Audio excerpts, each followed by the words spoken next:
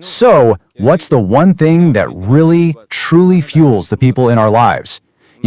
What's their core motivation? It's often not what we think.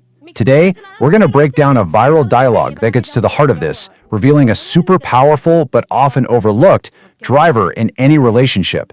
And it all starts not with some grand gesture, but with a single simple word. This line right here, this is the core of our entire explainer. It says, respect is a very small word, that's all a person needs. It's this simple, almost obvious concept that holds the key to everything: motivation, happiness, and that feeling of having a purpose. So let's see how this huge idea plays out in a surprisingly everyday moment. So where does a conversation this deep even begin? You might think it's in some serious setting, right? But nope. This whole thing kicks off in the kitchen, over a hilariously failed attempt at making an almond shake. Okay, so it all starts with a really positive intention. A husband decides he wants to get a little healthier. He tells his wife, "I'm starting my diet from today."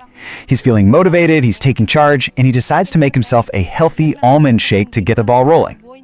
But his effort? Well, it doesn't quite go as planned. The shake turns out weird.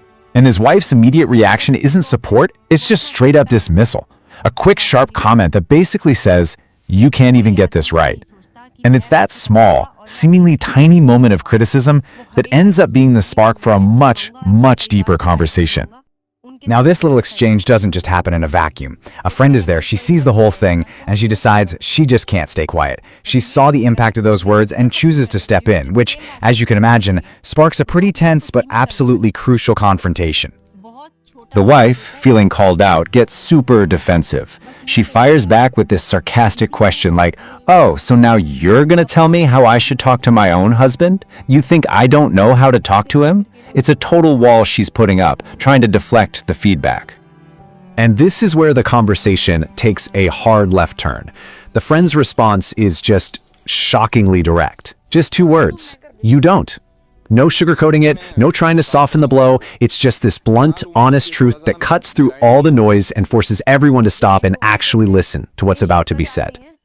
So from this point on, the friend starts to unpack the core psychology of what was really going on in that kitchen. She explains that this was never about a badly made shake. It's about something much more fundamental. It's about what a person truly works for and what they need to get in return. And the crucial point is this definition of izzat, or respect. And we're not just talking about being polite. In this context, it is the entire reason for doing anything. It's the motivation. It's the source